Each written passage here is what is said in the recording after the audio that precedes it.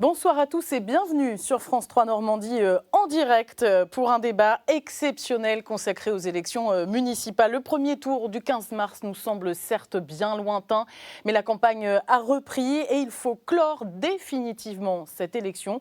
Ce sera le 28 juin prochain, c'est-à-dire dimanche. Alors pour vous faire une idée, nous vous donnons rendez-vous chaque soir avec un débat. Durant 40 minutes, nous abordons les thèmes importants de la campagne et ce soir, nous nous intéressons à la ville vers laquelle tous les regards sont tournés depuis maintenant plus de 3 mois.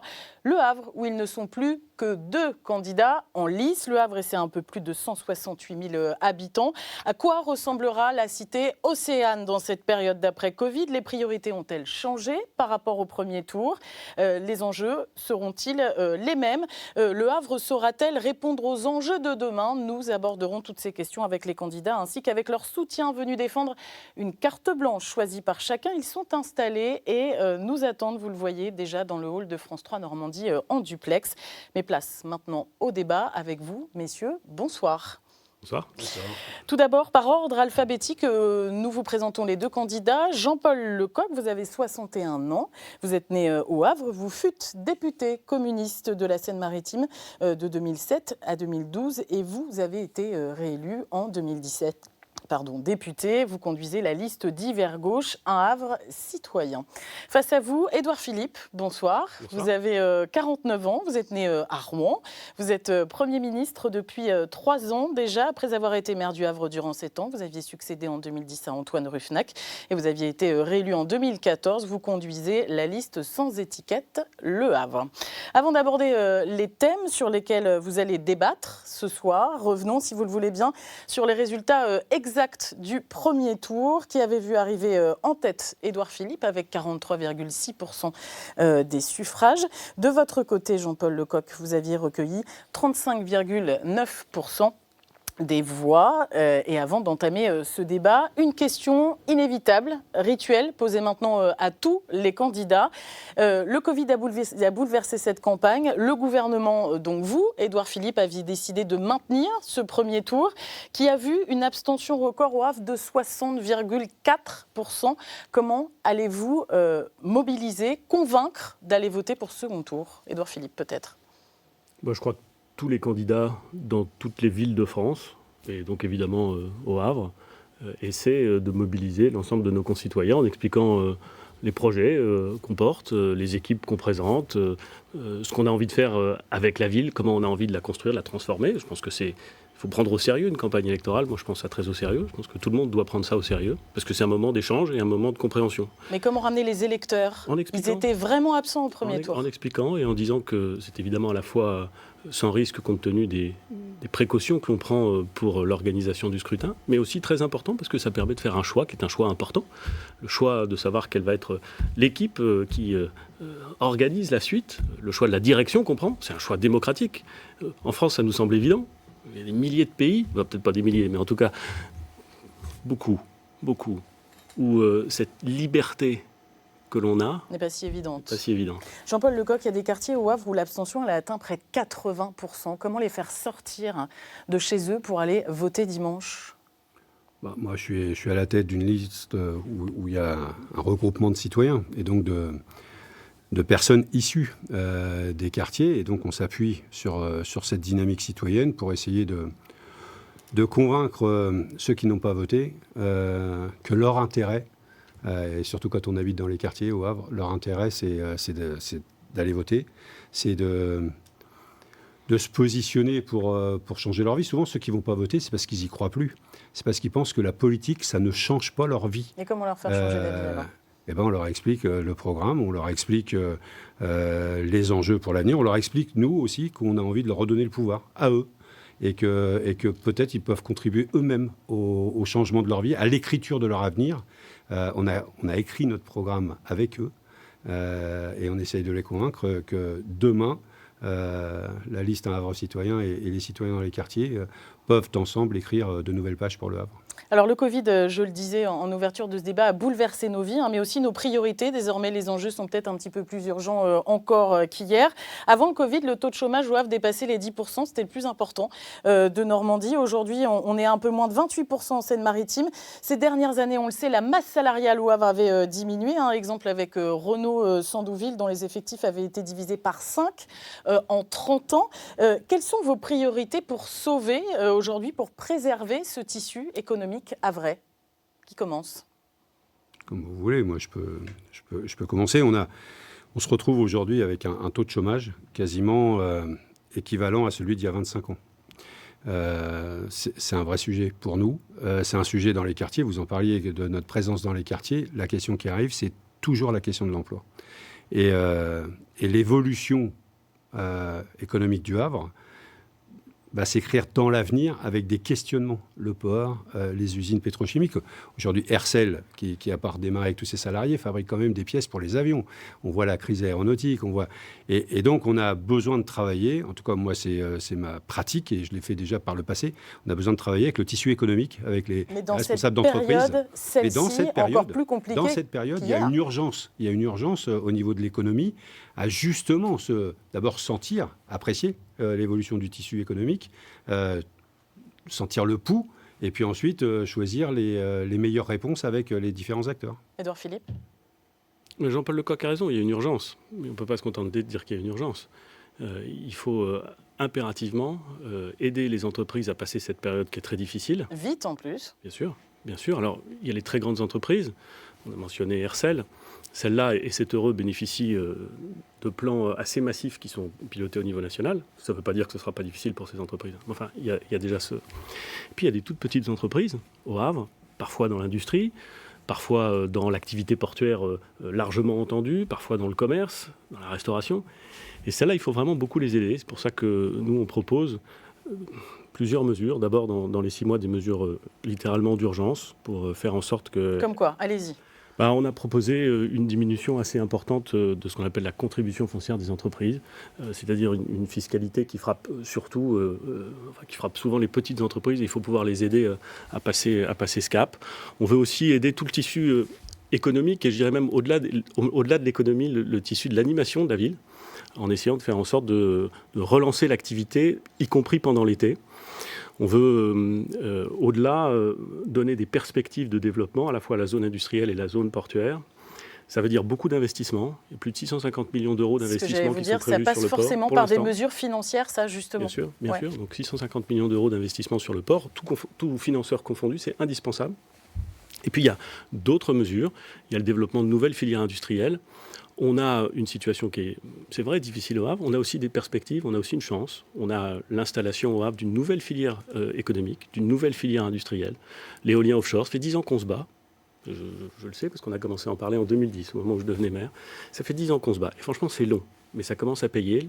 Les usines sont en train d'être construites. C'est quand même plus de 750 emplois directs qui vont être fournis. 1 millier en tout. Ah ouais. Donc c'est quand même une bonne nouvelle, ça ne veut pas dire que tout va bien, mais ça veut dire que l'attractivité industrielle, l'attractivité économique de la ville est indispensable. En même temps, il y a 887 entreprises qui ont été créées l'année dernière, en 2019, au Havre. On parle des entreprises, mais inévitablement, la crise, on le dit aussi, ça a des conséquences sur les salariés. On a reçu plusieurs questions en fait, d'internautes à l'approche de ce débat, comme Cyril ou encore Christophe, qui s'interroge, vous allez le voir, sur la formation. Comment ne pas miser sur des formations innovantes, demande-t-il. Comment le futur maire du Havre peut aider justement les Havrais sur cette question-là, pour certains en grande précarité à cause de la perte de l'emploi? Il y a une question de l'inadéquation aussi entre les offres et les formations qui se lancent. C'est une question malheureusement ancienne au Havre, et d'ailleurs assez largement en Seine-Maritime et en Normandie. Moi, je suis convaincu par antécédent familial assez largement partagé que la formation et l'éducation, c'est un des sujets absolument essentiels.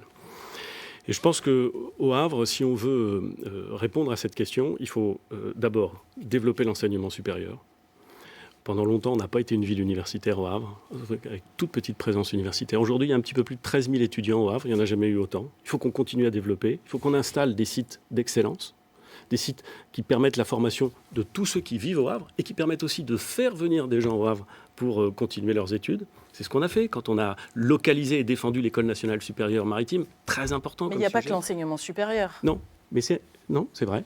Mais dans une zone industrielle ou portuaire, dans une zone où on veut développer l'industrie, avoir des techniciens, des ingénieurs de grandes compétences, c'est un vrai sujet d'attractivité et c'est des vraies perspectives pour les familles, pour les Havraises et pour les Havrais. Et puis il y a d'autres choses, bien sûr. Il y a le développement de l'apprentissage. Vous voyez, nous on a un projet qui est de faire en sorte que la modernisation des locaux dans lesquels des écoles d'apprentissage puissent se faire dans le centre-ville, dans le campus universitaire du Havre. Pourquoi ? Parce que l'apprentissage, c'est une formation d'excellence. Et c'est bien de le dire, c'est bien de la développer, mais c'est encore mieux de faire en sorte de créer des passerelles avec l'enseignement supérieur, y compris pour ceux qui choisissent la voie de l'alternance et la voie de l'apprentissage. Quelles mesures concrètes, Jean-Paul Lecoq, justement, pour arriver à cette adéquation ? Mais c'est aussi la formation. Nous, on a inscrit dans notre programme la formation depuis le plus jeune âge, parce qu'on pense aussi que la formation des gamins, l'éducation des gamins, le fait que chacun puisse avoir une chance égale de vivre le parcours éducatif jusqu'à l'université, mais on sait que ça commence très tôt. Et très tôt, on veut redonner des moyens aux gens dans les quartiers. L'éducation populaire fait partie de cet engagement militant de redonner l'ascenseur social aux différents Havrais dans les différents quartiers. Donc on est convaincu de ça. Après, il y a des projets comme l'université et tout. Ce sont des projets qu'on a mis en œuvre ensemble à la communauté d'agglomération. Donc on peut les porter ensemble comme projet. Il y a beaucoup de sujets comme ça que vous portez ensemble, finalement, en tant qu'Havrais. On a travaillé tous les deux là-dessus, mais il y a aussi la dimension de la compétence et l'innovation. Les Havrais ont du talent. Et moi, j'ai vu trop d'exemples dans cette campagne où les Havrais expliquaient qu'ils étaient porteurs de projets et qu'ils n'ont pas eu assez d'écoute pour déployer au Havre leurs idées en matière de création d'entreprises, etc. Et donc, ils sont partis à l'étranger pour certains, même partant du Havre. Et donc, il faut qu'on arrive à faire en sorte qu'il y ait une véritable écoute du territoire, à la fois du monde économique, à la fois de la mairie, à la fois de la communauté, à la fois de tous les acteurs, pour que les Havrais qui ont des idées, les Havrais qui veulent porter des projets puissent avoir au Havre un terreau pour les faire aboutir. On va voir s'il y a des différences là au cours de ce débat. On va parler du port du Havre, si vous le voulez bien. C'est le poumon économique, évidemment, de la ville, du département, même aussi, on peut le dire. Il a ces dernières années perdu pas mal de parts de marché. Bien avant la crise du Covid, le trafic maritime a accusé l'an passé une baisse de 7,3% due à un ralentissement des importations, du charbon, des hydrocarbures, mais aussi à cause des mouvements sociaux contre la réforme des retraites. Face à la crise là, qui se profile, qu'est-ce que peut faire le maire du Havre pour pérenniser le port du Havre ? Moi, je pense que déjà, le maire du Havre ne doit pas oublier le port du Havre. Et l'histoire récente nous a montré que le gouvernement, l'État, avait oublié à un moment donné le port du Havre, avait oublié de l'inscrire dans les corridors européens de transit de marchandises pour l'Europe. C'est l'ouverture, c'est la première porte de l'Europe sur le monde, le port du Havre. Et donc, il faut défendre ce port comme ça. Et il faut arriver à obtenir les investissements. Enfin, on a obtenu entre guillemets, gain de cause pour raccrocher Port 2000 au fleuve et avoir ainsi une démarche avec il y a encore le ferroviaire à gagner, mais avec le fluvial, le ferroviaire, de manière à ce qu'on ait un transport de marchandises le plus écologique possible. Mais il y a encore énormément à faire pour expliquer aux différents acteurs du port qui s'accrochent toujours aux mouvements sociaux. Les mouvements sociaux, il suffit de créer les conditions pour pas qu'il y en ait. Et puis, il n'y en a pas. C'est pas un goût spécifique des portuaires pour les mouvements sociaux. C'est une résistance. C'est une action pour résister à des mauvais coups. Et donc, il y en a dans tous les ports. Il n'y a pas qu'au Havre. Et il n'y en a pas qu'en France. Il y en a ailleurs. Mais on regarde toujours ce qu'on lit en France. Donc voilà, porter le port, porter son industrie. Parce que le port est accroché à une industrie. Longtemps, on a déconnecté le port de sa plateforme industrielle. Il faut rester connecté sur cette dimension. Édouard Philippe, vous avez oublié le port du Havre ? Non, je ne crois pas, mais je comprends que Jean-Paul Lecoq essaie de le faire penser. Mais ça n'est malheureusement et heureusement pas du tout, malheureusement parce qu'il essaie de le faire penser, heureusement parce que ça n'est pas du tout la réalité. Au contraire, on a essayé très tôt de définir une politique portuaire qui soit une politique portuaire à la hauteur des enjeux. Moi, je suis totalement convaincu que la politique portuaire, le développement des places portuaires, c'est une politique industrielle. Ce n'est pas simplement faire en sorte qu'il y ait des marchandises qui partent ou qui reviennent. C'est faire en sorte qu'on localise avec des flux, des industries. Moi, vous voyez, je ne suis pas décroissant. Je ne crois pas à la décroissance. Je pense qu'on a besoin d'activité. Je pense qu'on a besoin de créer des richesses. Et donc, je pense qu'on a besoin d'attirer du trafic. Ça ne veut pas dire d'ailleurs qu'il ne faut pas faire attention à l'adaptation du monde portuaire aux enjeux écologiques. Mais il faut faire en sorte de capter du trafic. Pour faire ça, qu'est-ce qu'on fait ? On fait 3 choses. Je vous le dis, 3 choses. La première chose, c'est qu'on développe les investissements.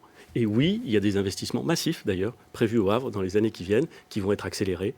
Donc on a effectivement des investissements avec les postes à quai 11 et 12, avec la chatière dont on a parlé pour brancher le port maritime sur le fleuve, avec aussi les travaux d'une nouvelle filière industrielle. Encore une fois, le port, c'est l'industrie, c'est aussi le port. On fait une meilleure organisation.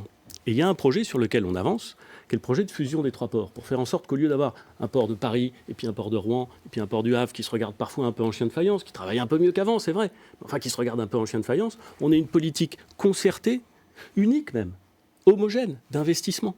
Une politique concertée, commerciale, pour satisfaire les clients. C'est un peu compliqué quand même, là, visiblement. C'est très simple. Fusionner les 3 ports, c'est très simple. Évidemment, toutes les choses ambitieuses, c'est compliqué. Mais on peut le faire. Et fusionner les 3 ports pour le Havre, c'est une opportunité exceptionnelle. Parce que la porte d'entrée... Mais pourquoi on a tant de mal à le faire, là, pour l'instant ? Pourquoi c'est si long que ça ? Parce qu'il y a les intérêts des uns et des autres. Rouen veut défendre aussi son port. Il y a quelques années, quand on évoquait ce projet, tout le monde se mettait en travers de la route en disant « ça ne sera jamais ». La vérité, c'est qu'on a l'autorisation législative de le faire et qu'on va avancer. Ce projet, il sera fait à l'horizon 2021. Il sera fait à l'horizon 2021. Et c'est une excellente chose, je pense, pour le développement de l'axe Seine. La troisième et dernière chose qu'on doit faire, c'est effectivement défendre l'industrie qui est présente sur la zone. Parce que, encore une fois, l'industrie et la logistique. Et défendre la logistique, je le dis parce que les acteurs du monde économique le savent, c'est indispensable et pourtant, c'est rarement fait. Donc moi, je suis un grand partisan de défendre les entrepôts logistiques, les infrastructures de logistique, les infrastructures industrielles. Et il y a justement une industrie là qui est en danger très très rapidement sur cette question-là, c'est celle des hydrocarbures. Quand on est maire, on voit un peu à long terme, au moins à 6 ans. Est-ce que ça vous fait peur, cette question des hydrocarbures aujourd'hui, Jean-Paul Lecoq ? L'avenir de l'hydrocarbure qui nourrit beaucoup le Havre et puis pas seulement la vallée de la Seine aussi. Moi, j'ai toujours combattu l'idée que l'on ferme des industries, des raffineries, alors qu'on a toujours besoin d'essence. C'est-à-dire, le temps qu'on aura besoin de carburant en France, je me battrai pour garder les raffineries en France. Et donc après, avec l'évolution écologique de l'économie, de la société, il est fort probable que ça diminue le besoin. Peut-être pas en kérosène encore, vous fait peur, on en produit. Du coup, non, ça me questionne, ça me fait pas peur. Je me dis, il faut anticiper les choses. Soit on attend, comme on a... Voilà, Lafarge a fermé au Havre. La centrale thermique a fermé contre... le Premier ministre disait, je vous garantis que la centrale du Havre fermera pas. Enfin, en tout cas, on se le disait. Elle a fermé quand même, alors qu'on pouvait faire muter cette centrale thermique vers un projet écologique. C'est la même chose. Une raffinerie, ça peut faire quoi demain? Des usines de plasturgie, ça peut faire quoi demain pour servir la transition écologique? Mais bien sûr, c'est maintenant qu'il faut questionner tous ces sujets-là dans la zone industrielle, avec les différents acteurs, avec les syndicats salariés, avec les directeurs d'usines, avec les actionnaires de ces grands groupes. Comment on va faire muter ce tissu industriel pour servir la transition écologique de l'économie et pour que le Havre reste et innove et reste un pôle industriel majeur pour la France. Avant d'aborder votre carte blanche à chacun, très rapidement, Édouard Philippe. Un mot sur les hydrocarbures. Très rapidement. Ouais, je vais vite, mais c'est un sujet de demain. Je pense qu'on doit préparer demain, en mettant, c'est ma conviction, le paquet sur la mobilité électrique. Mais ça ne va pas se faire du jour au lendemain. Donc il faut garder une souveraineté industrielle avec le raffinage. Moi, je suis assez d'accord avec ça. Il faut garder une souveraineté nationale. On ne peut pas être totalement dépendant des autres sur quelque chose d'aussi important. Et puis il y a un moment où il faut changer d'époque. Alors parfois ça frappe les habitudes, parfois c'est difficile. Mais je pense qu'il y a un moment où il faut changer d'époque. La centrale thermique, on y est tous attachés au Havre, parce que physiquement elle est imposante. Il se trouve que, pour des raisons qu'on ne va pas élaborer ici, on y est tous très attachés. Mais on a décidé, en France, d'arrêter la production d'électricité à partir du charbon. C'est une décision qui est un peu rude pour les territoires qui sont concernés. Mais je pense que c'est une bonne décision. Je pense qu'il faut l'assumer. Mais on peut en faire autre chose. Et pas forcément de l'électricité, d'ailleurs. C'est-à-dire que si on pose les questions de mutation de l'outil industriel, centrales thermiques. Moi, je discutais encore ce week-end avec des industriels qui expliquaient qu'à un moment donné, l'amiante, on pouvait faire en sorte de le vitrifier. Et qu'un outil comme la centrale thermique pouvait devenir, par ses connexions électriques, etc., un outil écologique qui permettait de vitrifier l'amiante et qui permettait justement de sortir. Et qu'au Havre, on fasse émerger toutes ces idées. Et qu'au Havre, on accompagne toutes ces idées. Je dis ça parce que l'idée, elle vient pas de moi. Elle a été portée par un industriel qui, pour l'instant, n'a pas trouvé d'écoute et qui pense qu'à un moment donné, dans toute notre industrie, on a des réponses originales à porter, mais il faut accompagner. Et Édouard Philippe le sait bien, hein, souvent, on était en désaccord là-dessus, c'est-à-dire que la façon d'accompagner, c'était de donner de l'argent aux entreprises. Et moi, je pense que la façon d'accompagner les industriels, c'est de porter leur imagination et faire en sorte que ça devienne des réalités. Et c'est pas forcément, et pas tout le temps, en donnant de l'argent. On va continuer à parler projet à attractivité, mais avant ça, avant d'aborder votre carte blanche à chacun, je voudrais poser une question à Édouard Philippe, dont la réponse, c'est sûr, va vous intéresser, hein, Jean-Paul Lecoq. Vous jouez gros quand même, Édouard Philippe, sur cette élection, très clairement. Vous avez répondu lundi soir sur ce même plateau que tant que le président Macron vous appelait à la tâche, vous y répondiez. Mais si jamais ça s'arrête, vous revenez au Havre tout de suite, et pourquoi faire ? La réponse me semble assez simple. Je me présente parce que j'ai envie d'être maire, parce que je pense que je peux être utile au Havre, parce que j'aime cette ville, c'est la mienne, pas c'est la mienne, c'est la nôtre, pas deux, mais je l'aime, parce que je pense qu'on peut continuer la transformation qui a été engagée, parce que l'équipe que je conduis, le projet que je porte, me paraissent à la hauteur des enjeux de demain. Et donc, j'ai envie de faire ça. Bon, par ailleurs, pour être très clair. Par ailleurs, le président de la République m'a demandé d'être Premier ministre en 2017. Quand on vous propose de servir votre pays, vous ne vous défilez pas. Peut-être qu'un jour, le président Mélenchon demandera à monsieur Lecoq d'être ministre. Peut-être qu'il ne se défilera pas à ce moment-là. Sans doute pas. D'ailleurs, ce n'est pas son genre. Je vous pose donc, cette question-là. Il ne se défilera pas. Pourquoi ? Je vous coupe parce que... Mais mon objectif, c'est d'être maire du Havre, vite. Ça peut arriver très vite. Si ça arrive très vite, ce sera très bien. Voilà. Nombreux sont ceux à droite aussi qui voient un ancrage au Havre pour vous, pour aller voir encore plus loin. Ce week-end, vous disiez, maire, c'est le plus beau des mandats, mais il n'y en a pas un autre par hasard. Je vous arrête tout de suite. Le sujet de l'élection municipale, ce n'est pas le sujet d'Édouard Philippe. Le sujet de l'élection municipale, c'est le Havre, vous êtes là tous les les Havraises et les Havrais. Beaucoup plus important, je vais vous dire. Qu'est-ce qu'on fait demain pour franchir cette étape difficile des impacts économiques et sociaux de la crise sanitaire ? Qu'est-ce qu'on fait demain pour donner au Havre la place qu'elle mérite à la fois dans la région et dans le monde. C'est ça les vrais sujets. Jean-Paul Lecoq, en tant qu'adversaire, qu'est-ce que ça vous inspire, cette candidature de Premier ministre à la mairie du Havre ? Est-ce que c'est le jeu politique pour vous ? Moi déjà, j'entends... Je ne suis pas sûr que j'accepte, moi, d'être Premier ministre de mon pays. J'ai un petit côté Ruffnac dans le domaine... On lui avait proposé à un moment donné peut-être de servir à l'échelle nationale et il avait répondu le Havre, tout le Havre, rien que le Havre. Je veux me consacrer totalement au Havre et je pense que j'aurai cette réponse-là. Je me consacrerai totalement au Havre et dès la semaine prochaine.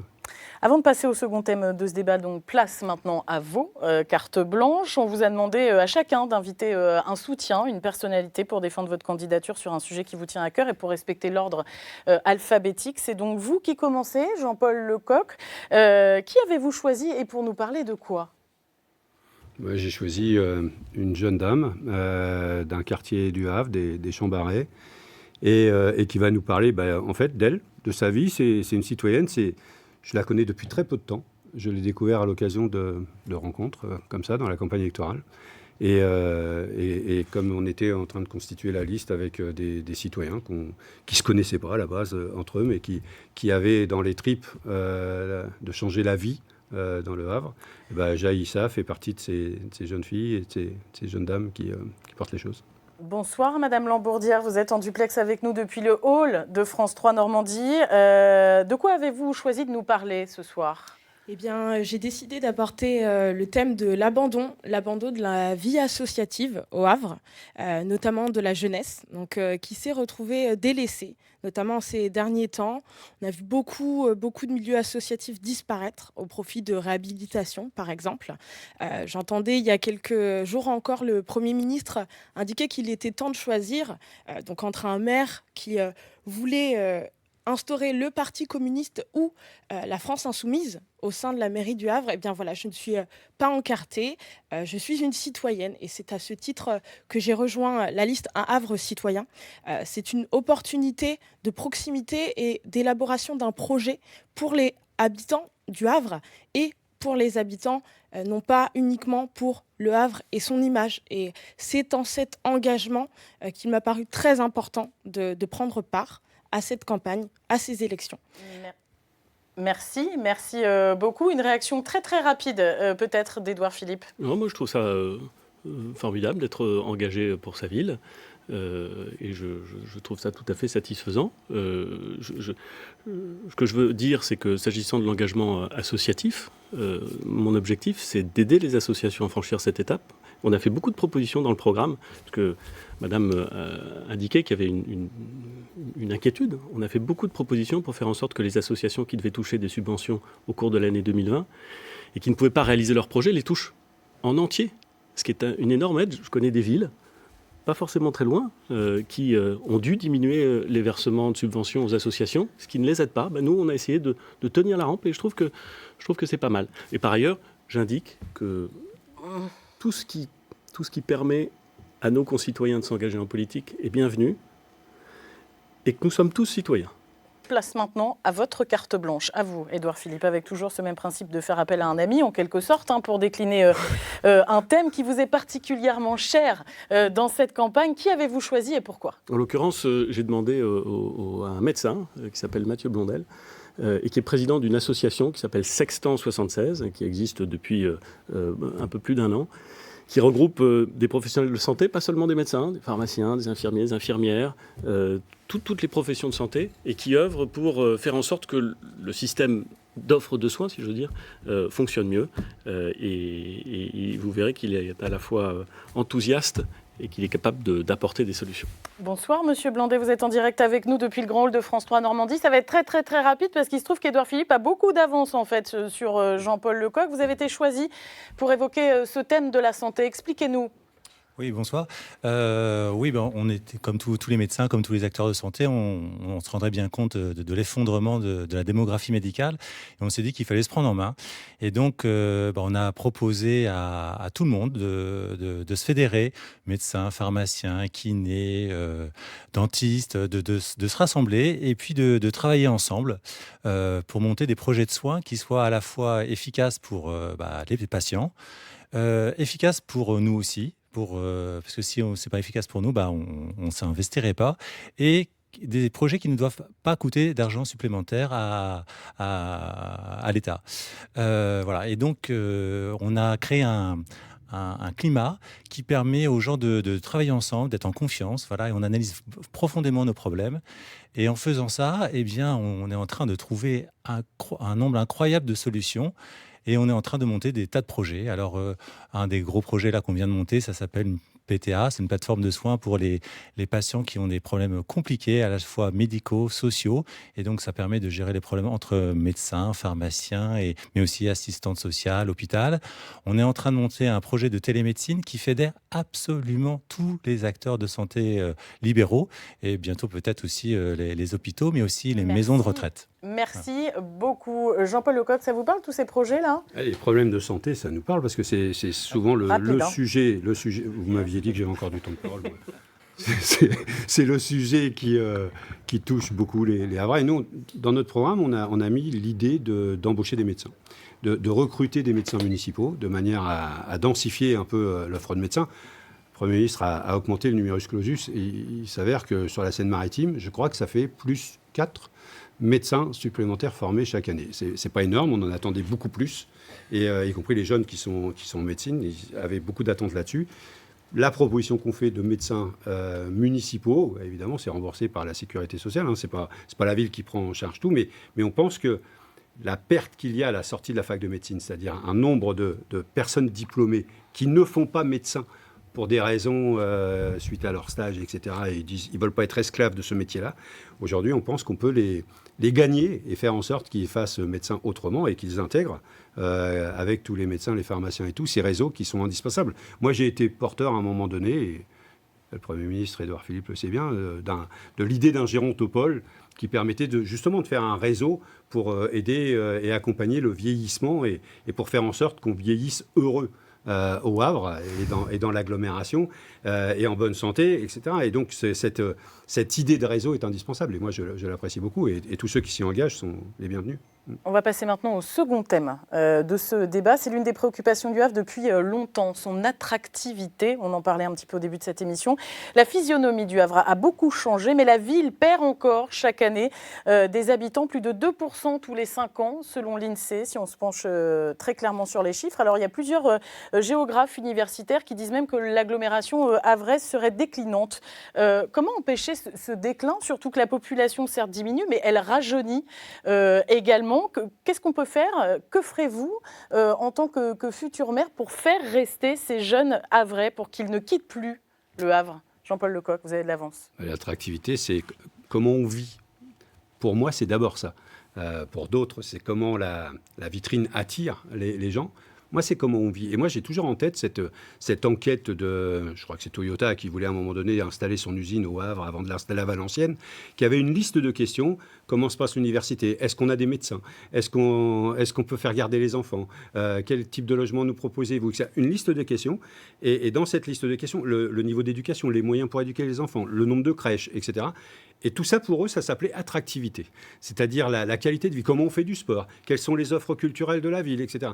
Et tout ça, ça contribue à l'attractivité. C'est pour ça que notre programme, on l'a écrit. Alors, on n'a pas écrit un catalogue en disant on fera ça, on fera ça. On a dit, avec les habitants, on va travailler avec vous, états généraux de la culture, assises du sport, pour regarder quels sont les investissements à faire et quels sont les moyens à donner aux associations. Et non, ça va se faire quand on va être à la mairie. Mais vous avez déjà commencé à discuter de tout ça. Non, mais on s'est engagé à ce que les habitants fassent ce travail-là. Et donc, on n'a pas commencé. On a commencé à leur dire, on va travailler avec vous. Avec tout le monde culturel, avec tout le monde sportif, etc. Et on va faire ce programme avec vous. Parce qu'on pense qu'une élection, maintenant, c'est fini. L'élection, on arrive avec un catalogue, on va réaliser ça. Non, les gens, c'est plus ce qu'ils veulent. Il y a des quartiers où les gens, ils ont découvert un projet, ils ont à peine pu le changer, et aujourd'hui, ils vivent pas bien avec. C'est de l'investissement un peu gaspillé. Les quartiers où les gens construisent eux-mêmes, ça a été le cas un peu à Danton, où la population s'est un peu a bousculé un petit peu la municipalité pour donner des avis, etc.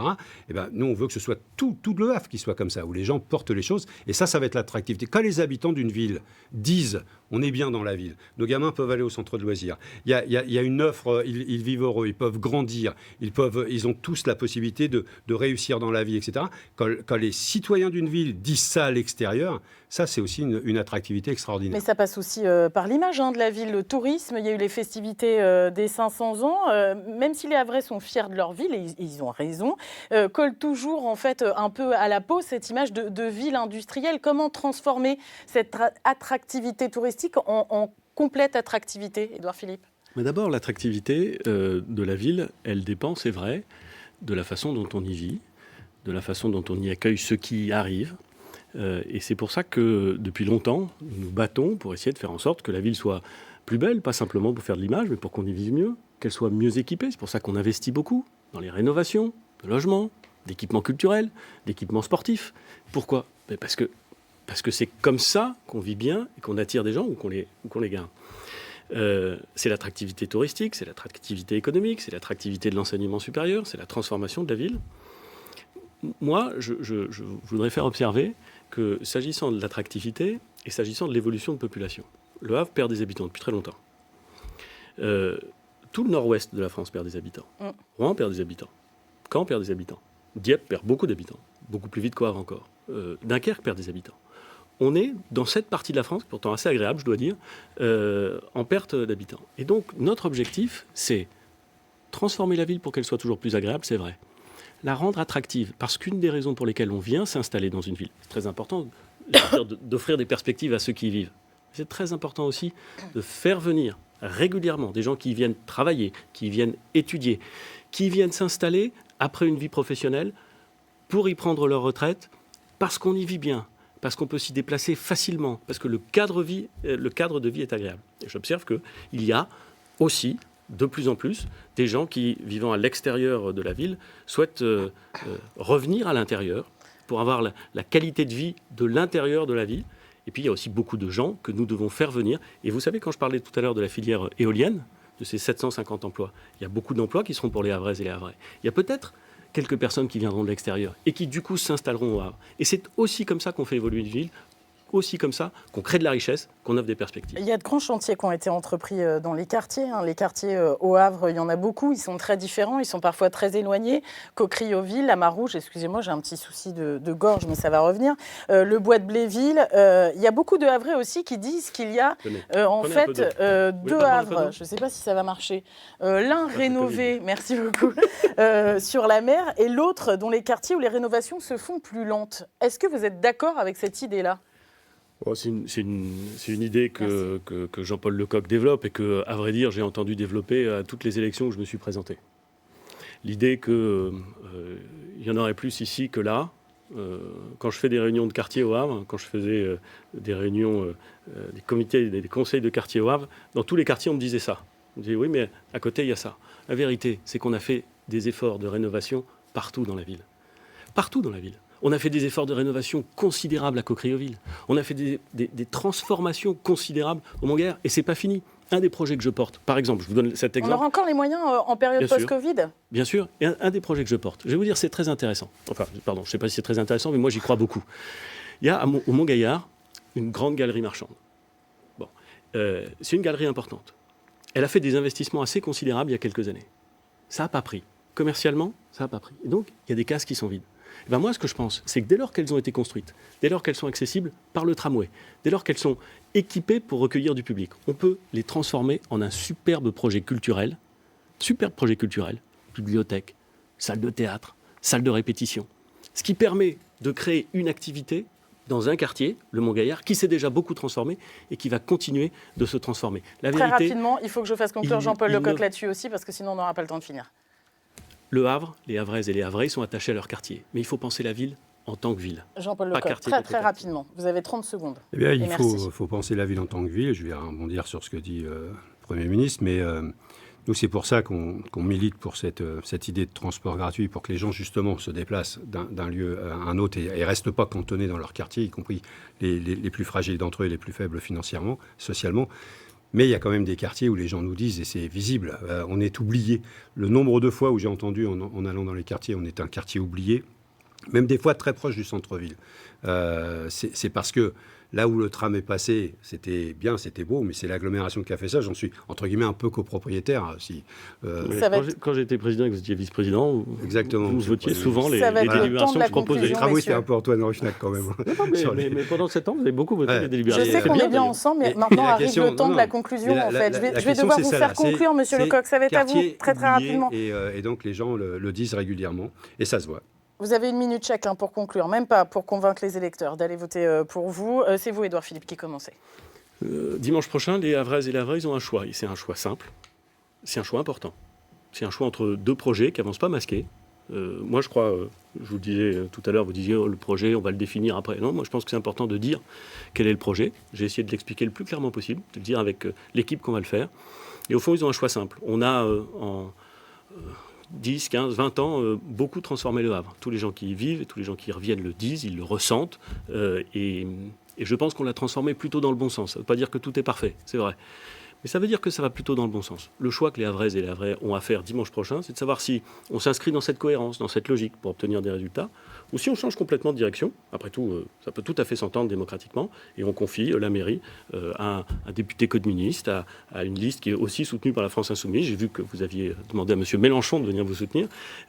Et au fond, c'est un choix que les Havraises et les Havrais doivent faire souverainement. Merci, Édouard Philippe. C'est eux seuls qui décident. Merci. C'est à vous, Jean-Paul Lecoq, de convaincre. Oui, moi, je suis député communiste à la tête d'une liste citoyenne où il y a 6 communistes, 6 insoumis, et plus de 40 citoyens qui n'ont jamais fait de politique de leur vie. Et c'est une nouvelle approche. C'est une approche de proximité. C'est une approche où on redonne le pouvoir aux gens. C'est une approche où on va mettre en œuvre ces urgences écologiques que la période nous impose. Une urgence sociale qui va être Enfin, on avait écrit notre programme avant la crise du Covid et on s'aperçoit qu'on n'a pas eu besoin de le changer, nous, parce que l'urgence économique, l'urgence sociale, l'urgence démocratique font partie de ces grands enjeux qui ont surgi de cette crise.